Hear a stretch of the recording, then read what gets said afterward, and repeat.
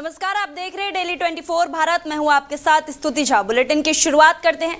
गाजियाबाद के खोड़ा क्षेत्र में हुए सूर्य प्रताप हत्याकांड को लेकर लगातार राजनीतिक और सामाजिक प्रतिक्रियाएं सामने आ रही है। देश भर में विभिन्न संगठनों और सार्वजनिक हस्तियों द्वारा पीड़ित परिवार से मुलाकात कर न्याय की मांग की जा रही है। इसी क्रम में मुंबई के सोशल मीडिया इन्फ्लुएंसर और अभिनेता फैजान अंसारी पीड़ित परिवार से मिलने पहुंचे। उन्होंने परिवार के प्रति संवेदना व्यक्त करते हुए दोषियों के खिलाफ सख्त कानूनी कार्रवाई की मांग की। मुलाकात के दौरान उन्होंने प्रशासन को ज्ञापन सौंपकर अपनी मांगों को भी रखा और कहा कि पीड़ित परिवार को शीघ्र न्याय मिलनी चाहिए। वहीं उत्तर प्रदेश सरकार में दर्जा प्राप्त मंत्री कैप्टन विकास गुप्ता भी परिवार से मिलने पहुंचे। उन्होंने कहा कि प्रदेश सरकार इस दुख की घड़ी में परिवार के साथ खड़ी है। उन्होंने बताया कि मुख्यमंत्री की ओर से परिवार को 5 लाख रुपए की आर्थिक सहायता दी गई है और परिवार के एक सदस्य को नगर पालिका में संविदा आधार पर रोजगार उपलब्ध कराया गया है। इसी बीच हिंदू रक्षा दल के राष्ट्रीय अध्यक्ष पिंकी चौधरी ने भी परिजनों से मुलाकात कर मामले की कड़ी कार्रवाई की मांग दोहराई है। उन्होंने कहा है कि दोषियों के खिलाफ कठोर कार्रवाई और कानून के अनुसार न्याय सुनिश्चित की जानी चाहिए। फिलहाल प्रशासन का कहना है कि मामले की जांच जारी है और दोषियों के खिलाफ विधिक कार्रवाई की जा रही है। साथ ही क्षेत्र में कानून व्यवस्था बनाए रखने के लिए विशेष निगरानी और अभियान भी चलाए जा रहे हैं। सारी है। मैं मुंबई में रहता हूँ और स्पेशली मैं मुंबई से गाजियाबाद आया हूँ और ये मैंने गाजियाबाद पुलिस कमिश्नर को सीपी सर को रिटर्न में कंप्लेंट दी है। इसमें मैंने क्लियर मेंशन किया है कि सर गाजियाबाद को इंडिया का पहला सिटी डिक्लेयर करना चाहिए, घोषित करना चाहिए, जहाँ पे बकरीद सेलिब्रेशन कभी भी नहीं होगा, क्योंकि बकरीद की कुर्बानी में अब एक हिंदू का खून मिल चुका है। तो ये मेरी योगी सर से भी रिक्वेस्ट है और जो सीपी गाजियाबाद है उनसे मेरी रिक्वेस्ट है। मुझे तो सर टू बी ऑनेस्ट ये भी पता नहीं था कि यहाँ का रूट कैसे यहाँ पे आना है। दिल्ली एयरपोर्ट से मैं पूछते पूछते यहाँ पे आया हूँ। तो ये मैंने मेंशन किया है कि एक माँ ने जो खोया है वो कभी नहीं हो सकता, जबकि मैं खुद एक मुस्लिम हूँ। लेकिन अगर आपको जो भी गाजियाबाद के मुस्लिम्स हैं उनको बकरीद सेलिब्रेट करना है, कुर्बानी करना है, बाहर जाके करें। गाजियाबाद में कभी भी इस तरह का खून खराबा नहीं होने देंगे सर। ये लड़ाई मेरी है। देखिए, कार्रवाई उचित चल रही है। यहाँ से मस्जिद मदरसे भी तोड़े जा रहे हैं। प्रशासन जो कार्रवाई कर रहा है वो ठीक कार्रवाई कर रहा है। इसी प्रकार कार्रवाई होनी चाहिए। और मैं तो एक बात और कहनी चाहता हूँ, मैं योगी जी से कहना चाहता हूँ, जो आतंकवादियों का गढ़ जो दारुल उलूम देवबंद है उसको भी टारगेट करके उसको तोड़ा जाना चाहिए। इन मुल्लाओं की कमर तोड़नी चाहिए जो हलाल करके बकरे को खाने वाले लोग हैं। उसी तरीके से हिंदू को भी इस तरीके से तड़पा तड़पा कर मारने की मंशा जो रखते हैं उन्हें इस भारत से सभी को भेज देना चाहिए। मैं परिवार में जो सूर्या की जो माता जी हैं, मैं अपनी शोक संवेदनाएं व्यक्त करने आया था। मैं 2 दिन लखनऊ में था। आज ही मैंने आते ही सबसे पहले यहाँ पर हमारे आदरणीय योगेश त्रिपाठी जी, हरिंदर जी, राकेश जी और अन्य हमारे सहयोगियों के साथ मैं यहाँ पर आया था और परिवार को मैंने ढांढस बताया है और मैंने परिवार को आश्वस्त किया है कि सरकार पूरी तरीके से उनके साथ है। सरकार ने जो भी दोषी हैं उनके खिलाफ सख्त कार्रवाई की है और परिवार को भी सहायता प्रदान की है। परिवार को तो वही बुलंदशहर के खुर्जा में भी गाजियाबाद के खोड़ा कॉलोनी में बकरीद के दिन हुए सूर्य हत्याकांड को लेकर आक्रोश देखने को मिल रहा है। अंतर्राष्ट्रीय हिंदू परिषद और राष्ट्रीय बजरंग दल के पदाधिकारियों ने मुख्यमंत्री के नाम संबोधित ज्ञापन एसडीएम खुर्जा को सौंपकर दोषियों के खिलाफ सख्त कार्रवाई की मांग की है। संगठन के कार्यकर्ताओं ने हत्या की घटना को नृशंस बताते हुए कहा है कि मामले में एक आरोपी असद के पुलिस एनकाउंटर की कार्रवाई का स्वागत किया जाता है, लेकिन अभी भी कई आरोपी फरार हैं जिनकी जल्द गिरफ्तारी आवश्यक है। उन्होंने मांग की है कि सभी आरोपियों को गिरफ्तार कर फास्ट ट्रैक कोर्ट में मुकदमा चलाया जाए ताकि पीड़ित परिवार को शीघ्र न्याय मिल सके। पीड़ित परिवार को 5 लाख रुपए की आर्थिक सहायता और परिवार के एक सदस्य को सरकारी नौकरी दिए जाने की भी मांग की गई है। इसके अलावा संवेदनशील क्षेत्रों में पुलिस गश्त बढ़ाने और अवैध रूप से रह रहे बाहरी लोगों का सत्यापन कराने की भी मांग उठाई है। संगठन ने प्रशासन को 7 दिन का समय देते हुए चेतावनी दी है कि यदि उनकी मांगों पर कार्रवाई नहीं हुई तो व्यापक आंदोलन शुरू किया जाएगा। पदाधिकारियों ने कहा कि आंदोलन संगठन के राष्ट्रीय नेतृत्व के निर्देश पर संचालित किया जाएगा। अंतर्राष्ट्रीय हिंदू परिषद, राष्ट्रीय बजरंग दल द्वारा आज खुर्जा नगर में तहसील में एसडीएम महोदय द्वारा उत्तर प्रदेश के यशस्वी मुख्यमंत्री श्री योगी आदित्यनाथ जी को ज्ञापन के माध्यम से अवगत कराया जा रहा है। बीती 28 मई को बकरी ईद के दिन जिहादी मानसिकता से ग्रसित असद और उसने अपने साथियों के साथ मिलकर हमारे एक हिंदू भाई सूर्या की निर्मम तरीके से हत्या की थी। उस हत्या के एक दिन बाद ही प्रशासन की मजबूती से, कठोरतम कार्रवाई से उस जिहादी को एनकाउंटर में मार दिया गया था। परंतु उसमें कुछ जिहादी और बाकी बचे हैं जिन्हें हमारी मांग है उन्हें भी मृत्यु दंड दिया जाए और पारिवारिक को आर्थिक मदद की जाए और जो परिवार को सुरक्षा मुहैया कराई जाए। तो वहीं हापुड़ जनपद में भीषण गर्मी के बीच बिजली संकट ने लोगों की परेशानी को बढ़ा दी है। नगर पालिका के वार्ड नंबर 40 में ट्रांसफार्मर फूंक जाने से पूरे क्षेत्र में विद्युत आपूर्ति बाधित हो गई है, जिससे स्थानीय नागरिकों को भारी दिक्कतों का सामना करना पड़ा। लगातार हो रही अघोषित बिजली कटौती और ट्रम्पिंग की समस्या से पहले ही परेशान लोगों के लिए ट्रांसफार्मर खराब होने की घटना और मुश्किल बन गई है। बिजली न आने से पेयजल आपूर्ति, घरेलू कार्यों और बच्चों की पढ़ाई पर भी असर पड़ रहा है। स्थिति बिगड़ने पर वार्ड के लोग अपनी समस्या लेकर सभासद पति हाजी अयूब के पास पहुंचे। मामले को गंभीरता से लेते हुए उन्होंने तुरंत बिजली विभाग के अधिकारियों से संपर्क कर ट्रांसफार्मर बदलने की मांग की। विभाग ने त्वरित कार्रवाई करते हुए खराब ट्रांसफार्मर को हटाने नया ट्रांसफार्मर स्थापित किया, जिसके बाद क्षेत्र में बिजली आपूर्ति बहाल हो सकी। बिजली आने के बाद स्थानीय लोगों ने राहत की सांस ली और सभासद पति हाजी अयूब का आभार भी जताया। हाजी अयूब ने कहा कि जनहित की समस्याओं का समाधान उनकी प्राथमिकता है और आगे भी वो क्षेत्रीय वासियों की हर समस्या के लिए तत्पर रहेंगे। हापुड़ में भीषण गर्मी के चलते लोगों को लगातार बिजली की समस्या का सामना करना पड़ रहा है। अघोषित बिजली कटौती, लगातार ट्रिपिंग और ओवरलोडिंग ने लोगों का जीना मुहाल कर दिया है। हमारे साथ बात करने के लिए मौजूद हैं हापुड़ के वार्ड नंबर 40 के सभासद पति हाजी अयूब जी। उनसे जानेंगे कि आखिर लोग जो उनके पास बिजली की समस्या को लेकर पहुंचे थे, जिसके बाद उन्होंने तत्काल लोगों की समस्या का समाधान कराया। बता दें कि जो ट्रांसफार्मर है वो फूंक गया था, जिसके बाद संज्ञान लेते हुए जो वार्ड सभासद पति हैं हाजी अयूब, उन्होंने ट्रांसफार्मर को बदलवाया है। सर, किस तरह से जब लोग आपके पास पहुंचे तो किस तरह से आपने जो है उनका समाधान किया? पहले तो मैं आपके चैनल का धन्यवाद करना चाहता हूं कि आपके चैनल को ये जानकारी है कि हाजी अयूब ने ये ट्रांसफार्मर जो बदलवाया है, हाजी अयूब ने बदलवाया है। इसका बहुत बहुत धन्यवाद है आपके चैनल के लिए। अब आगे की बात यह है सर कि हमारे यहाँ बिजली की समस्या काफी पहले से समस्या है, आज नई समस्या नहीं थी। तो बड़ा एरिया होने के कारण ट्रांसफार्मर लगने की जगह है वो जगह कहीं मिल नहीं पा रही थी और काफी लोग परेशान थे। उस कारण ईद के करीब ये ट्रांसफार्मर कई दफे आग लग चुकी थी, लाइन में दिक्कत हो गई थी। कुछ लोग शरारती लोग, कहता हूं मैं उन्हें शरारती लोग, उन्हें मेरे वार्ड की लाइट कटवा करके लोगों को परेशान किया गया। मेरे वार्ड के लोग सीधे साधे भले लोगों को परेशान किया गया। जब मुझे जानकारी हुई कि मेरे लोगों को परेशान किया जा रहा है, मैं जाके वहां गया। मैंने जब मौके पर देखा तो लोग वहां शासक गंदी जो जिस शासक करने वाली बात वो कर रहे थे, मैं खड़ा हुआ। मैंने उच्च अधिकारियों से तुरंत बात की। बात करने के बाद में मैंने तुरंत ट्रांसफर मंगवाने का काम किया और तुरंत ही लगवाने का काम किया। और आज जाकर आप देख सकते हैं वहां जो ट्रांसफार्मर नया लगवा भी चुका हूं मैं, और जो खंभे में थोड़ी बहुत लाइन थी उसे बदलवा करके अब लोग वहां बड़े सुकून से है। मैंने वादा किया है इतना आप घर में सुकून से नहीं लेटेंगे, मैं आपके परिवार के साथ यही लगा रहूंगा और ऐसा ही मैंने किया।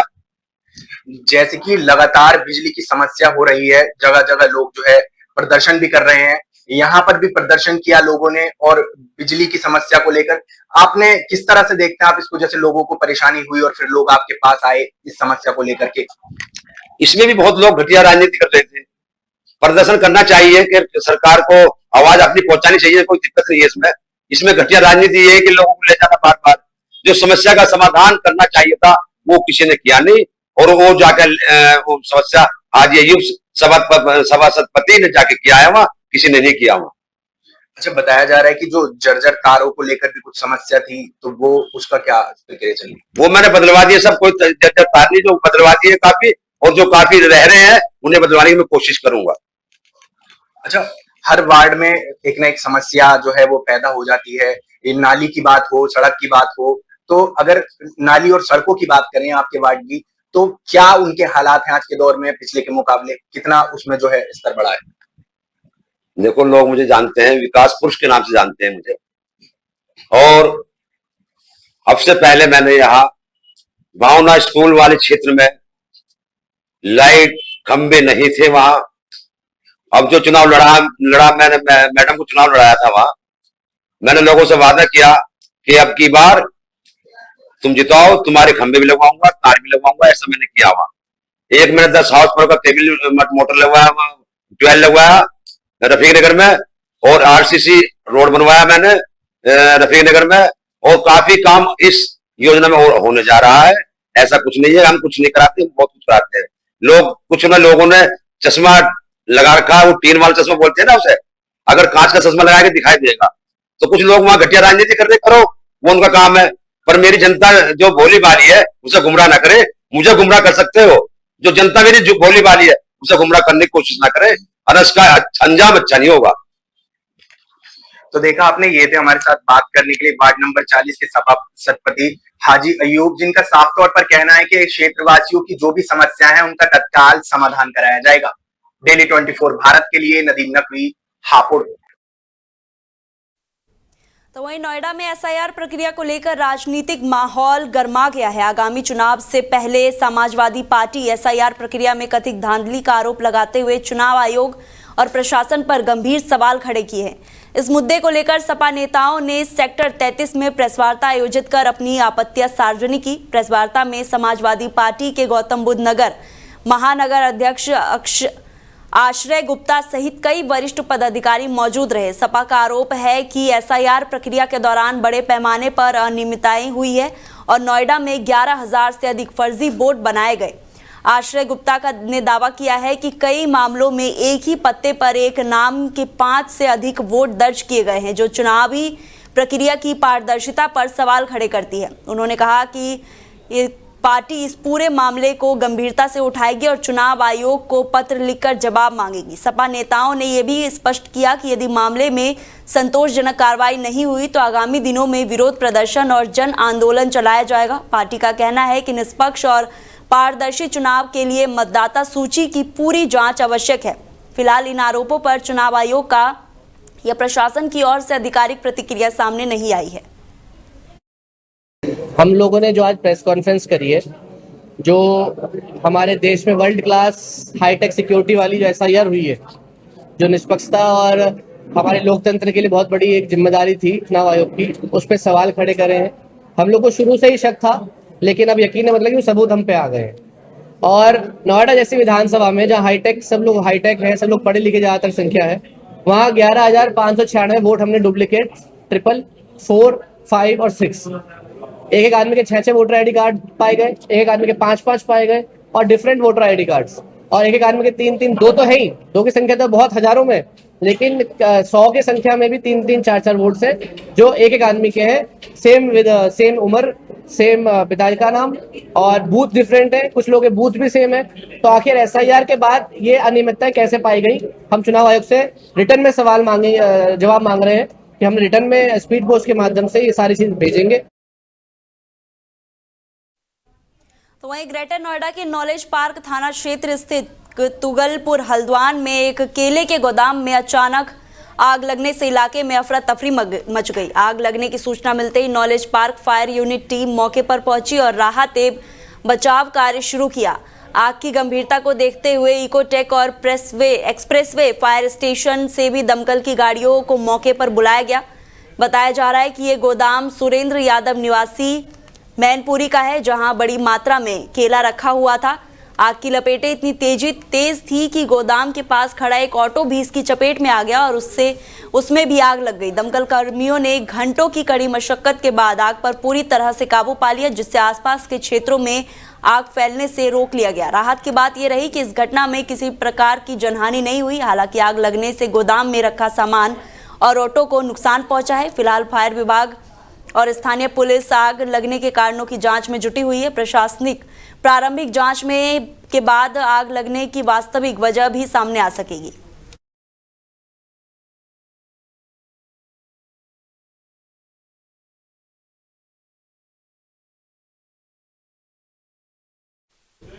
तो वहीं मुजफ्फरनगर में आयोजित टीजीटी परीक्षा को नकल वाहिनी और पारदर्शी ढंग से संपन्न कराने के लिए जिला प्रशासन पूरी तरह से मुस्तैद नजर आया। जिलाधिकारी उमेश मिश्रा और एसएसपी संजय वर्मा ने विभिन्न परीक्षा केंद्र का निरीक्षण और व्यवस्था का जायजा लिया और अधिकारियों को आवश्यक दिशा निर्देश दिए। जनपद के कुल 12 परीक्षा केंद्रों पर टीजीटी परीक्षा आयोजित की जा रही है। परीक्षा 2 पालियों में संपन्न होगी। प्रथम पाली 5,735 और द्वितीय पाली में 5,547 अभ्यर्थी परीक्षा में शामिल होंगे। प्रदेश स्तर पर टीजीटी में कुल 3,539 पदों के लिए ये भर्ती परीक्षा आयोजित की जा रही है। परीक्षा को पूरी तरह से नकल वाहिनी बनाने के लिए प्रशासन ने सुरक्षा के व्यापक इंतजाम किए हैं। सभी परीक्षा केंद्रों पर सीसीटीवी कैमरों के माध्यम से लगातार निगरानी की जा रही है। साथ ही डिजिटल गैजेट्स और चेकिंग टीमों की मदद से अभ्यर्थियों की सघन जांच भी की जा रही है। निरीक्षण के दौरान जिला अधिकारी उमेश मिश्रा ने केंद्र व्यवस्थाओं को परीक्षा की सूचित बनाए रखने के निर्देश दिए हैं, जबकि एसएसपी संजय वर्मा ने ड्यूटी पर तैनात पुलिस और चेकिंग कर्मियों को सतर्कता बरतने के निर्देश दिए। प्रशासन का उद्देश्य परीक्षा को निष्पक्ष, पारदर्शिता और शांतिपूर्ण माहौल से संपर्क कराना है। देखिए, टीजीटी की परीक्षा पूरी स्वच्छता के साथ, पूरी ट्रांसपेरेंसी के साथ, पारदर्शिता के साथ हो, इसके लिए डीएम साहब और हम तथा हमारी पूरी टीम जो एसपी सिटी है, एडीएम है, एसडीएम्स हैं, सीओज हैं, जितने भी 12 सेंटर है, सब पर जो है हम लोग बराबर भ्रमण कर रहे हैं ताकि परीक्षा सकुशल और पारदर्शिता के साथ और पूरी स्वच्छता के साथ संपन्न हो। शासन के निर्देशों क्रम में पूरी, जैसा कि आपने देखा, कंट्रोल रूम बना हुआ है, बाकायदे सारी चेकिंग हो रही है, फ्रिस्किंग हो रही है और हर तरह का इसमें जो मानदंड है स्वच्छता बनाए रखने के लिए वो उसका इस्तेमाल किया जा रहा है और पूरी तरह से मैं आश्वस्त हूँ कि पूरी परीक्षा जो है सकुशल संपन्न होगी। मैंने बताया ना कि सीसीटीवी कैमरे के द्वारा इसका कवरेज किया जा रहा है। बाकी चेकिंग, फ्रिस्किंग तथा विभिन्न प्रकार के जो निर्देश हैं पहले भी जारी किए जा चुके हैं। ब्रीफिंग की गई थी ताकि जो है जो इसकी जितनी भी स्वच्छता पूर्ण ढंग से इसको कराया जा सके, उसका सारे मानदंडों पर उसको जो है खरा उतरने के लिए, और वो हम लोग उसको निश्चित तौर से इम्प्लीमेंट। तो मुजफ्फरनगर के गांव में स्कूल जाने वाले मासूम छात्र छात्राओं को भारी परेशानियों का सामना करना पड़ रहा है। गांव में स्कूल मार्ग का निर्माण ना होने के कारण बच्चों को रोजाना नाली के गंदे पानी से होकर स्कूल जाना पड़ता है। इसका एक वीडियो सोशल मीडिया पर तेजी से वायरल हो रहा है, जिसमें स्थानीय व्यवस्थाओं पर सवाल खड़े किए गए हैं। वायरल वीडियो में छात्र छात्राएं गंदे और भरे हुए पानी के बीच से होकर स्कूल जाते दिखाई दे रहे। ग्रामीणों का कहना है कि बरसात और जल भराव के कारण स्थिति और भी गंभीर हो जाती है, जिससे बच्चों की सुरक्षा को खतरा बन जाता है।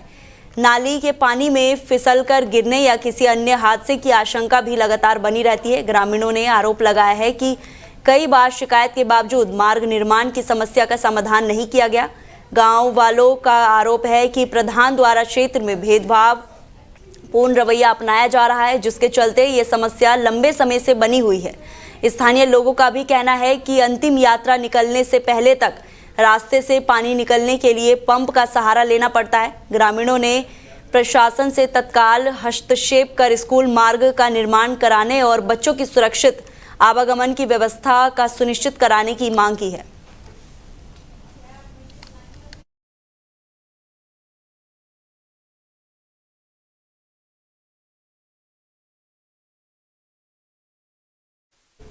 तो वहीं नोएडा पुलिस को नशा तस्करी के खिलाफ बड़ी सफलता हाथ लगी है। पुलिस कमिश्नर के निर्देश में थाना सेक्टर 20 पुलिस और एसजीओ टीम ने संयुक्त कार्रवाई करते हुए अंतर्राज्यीय गांजा तस्करी गिरोह का भांडाफोड़ किया है। इस कार्रवाई में गिरोह के सरगना समेत 2 शातिर तस्करों को गिरफ्तार किया गया है। गिरफ्तार आरोपियों की पहचान अयोध्या निवासी शिवम दुबे और शुभम पाठक के रूप में हुई है। पुलिस ने इनके कब्जे से 3.70 किलोग्राम 33.70 किलोग्राम अवैध गांजा और 39 साड़ियां बरामद की है। बरामद गांजे की अनुमानित बाजार कीमत करीब 25 लाख रुपए बताई जा रही है। पुलिस जांच में सामने आया है कि आरोपी आंध्र प्रदेश और ओडिशा से कुरियर के माध्यम से साड़ियों में गांजा छिपाकर मंगवाते थे। इसके बाद गांजे की छोटी छोटी पुड़िया बनाकर नोएडा समेत पूरे एनसीआर क्षेत्र में सप्लाई की जाती थी। पुलिस ने दोनों आरोपियों को सेक्टर 17 के समीप से गिरफ्तार किया है। पूछताछ के दौरान तस्करी के नेटवर्क और अन्य सहयोगियों के संबंध में महत्वपूर्ण जानकारी मिली है, जिसके आधार पर आगे की कार्रवाई की जा रही है। नोएडा पुलिस का कहना है कि नशा तस्करी के खिलाफ अभियान लगातार जारी रहेगा और इस नेटवर्क से जुड़े अन्य आरोपियों की भी जल्द गिरफ्तारी की जाएगी। पुलिस आयुक्त महोदया के निर्देशन में नोएडा जोन में अपराध एवं अपराधियों के विरुद्ध कार्रवाई लगातार प्रचलित है। आज इसी क्रम में एसओजी पुलिस कमिश्नरेट नोएडा एवं एसीपी फर्स्ट एसएचओ 20 एवं उनकी टीम के द्वारा आज मुखबिर की सूचना पर 2 अभियुक्तों को गिरफ्तार किया गया है, जो कि विगत 2-3 वर्षों से अवैध गांजे की तस्करी में संलिप्त थे। पूछताछ करने पर ज्ञात हुआ कि ये दोनों उड़ीसा एवं आंध्र प्रदेश से कोरियर के माध्यम से साड़ी के बीच में जो गांजा है उसको बीच में लगा करके, ताकि लोगों को पता न चले, कोरियर में आधे अधूरे पते के साथ बुक कर देते थे और यहाँ पर जो पता है वहाँ पर डिलीवरी से पूर्व उनसे संपर्क करके फोन के माध्यम से और डिलीवरी प्राप्त कर लेते थे और फिर आगे छोटे छोटे पैकेट बना करके जो इनके नेटवर्क के लोग थे उनको सप्लाई किया करते थे। नोएडा में कहाँ सप्लाई करते थे? पुलिस आयुक्त महोदया के निर्देशन में नोएडा जोन में अपराध एवं अपराधियों के विरुद्ध कार्रवाई लगातार प्रचलित है। आज इसी क्रम में एसओजी पुलिस कमिश्नर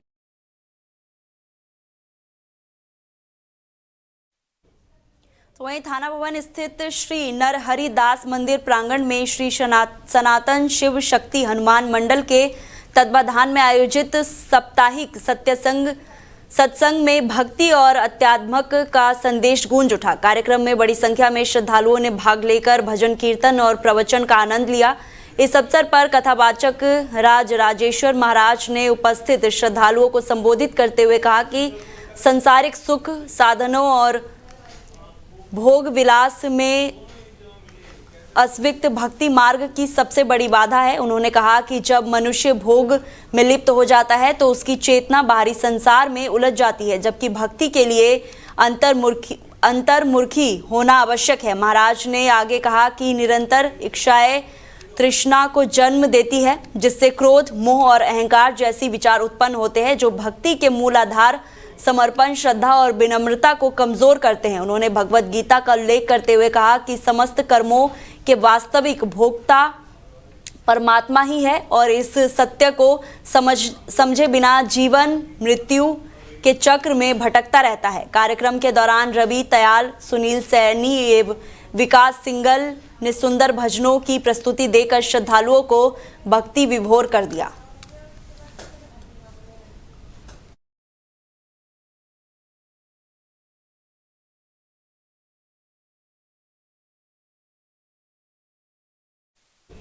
तो वहीं बुलंदशहर में सड़क किनारे लावारिस अवस्था में मिला महिला का शव अब कानपुर की एक अपहृत महिला का निकला है। मामले के खुलासे के बाद पुलिस जांच में नया मोड़ ले लिया है और अपहरण, दुष्कर्म तथा हत्या की आशंका को लेकर तेज कर दी गई है।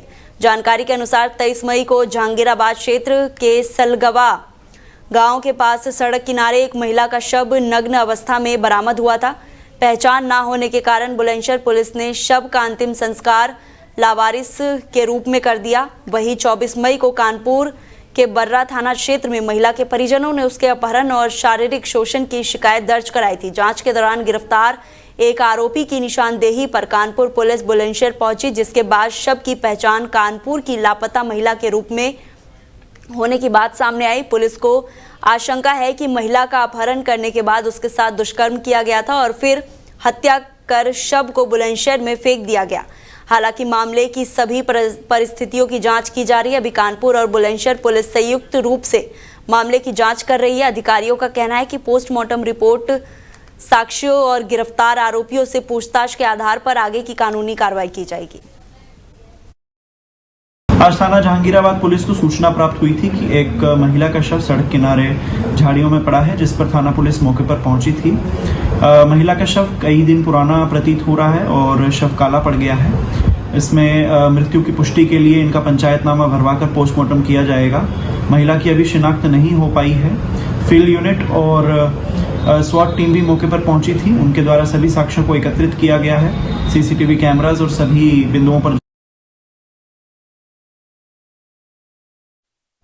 तो वहीं गाजियाबाद कमिश्नरेट क्षेत्र में अवैध निर्माण और नियमों के विपरीत संचालित संस्थानों के खिलाफ प्रशासन का अभियान लगातार जारी है। इसी क्रम में मसूरी थाना क्षेत्र के कल्लूगढ़ी गांव स्थित एक मदरसे पर प्रशासन ने कार्रवाई करते हुए अवैध निर्माण को बुलडोजर चलाकर ध्वस्त कर दिया। प्रशासनिक अधिकारियों के अनुसार मदरसे से संबंधी दस्तावेजों, भूमि अभिलेखों और संचालन की अनुमतियों की जांच के दौरान अनियमितताएं सामने आई है। जांच में संस्थान आवश्यक अनुमति और निर्धारित मानकों के अनुरूप संचालित किया पाया गया। इसके बाद नियमानुसार कार्यवाही करते हुए पहले आवश्यक प्रक्रिया पूरी की गई और फिर ध्वस्तीकरण का निर्णय लिया गया। कार्रवाई के दौरान राजस्व विभाग, स्थानीय प्रशासन और पुलिस की संयुक्त टीम मौके पर मौजूद रही। किसी भी अप्रिय स्थिति से निपटने के लिए सुरक्षा के व्यापक इंतजाम किए गए। प्रशासन की मौजूदगी में बुलडोजर से अवैध निर्माण हटाया गया। अधिकारियों का कहना है कि जिले में अवैध कब्जों, बिना पंजीकरण संचालित संस्थानों और नियमों का उल्लंघन करने वालों के खिलाफ अभियान आगे भी जारी रहेगा। प्रशासन ने स्पष्ट किया कि कानून से ऊपर कोई नहीं होता। नियमों के विरुद्ध संचालित किसी भी संस्था पर नियमानुसार कार्रवाई की जाएगी।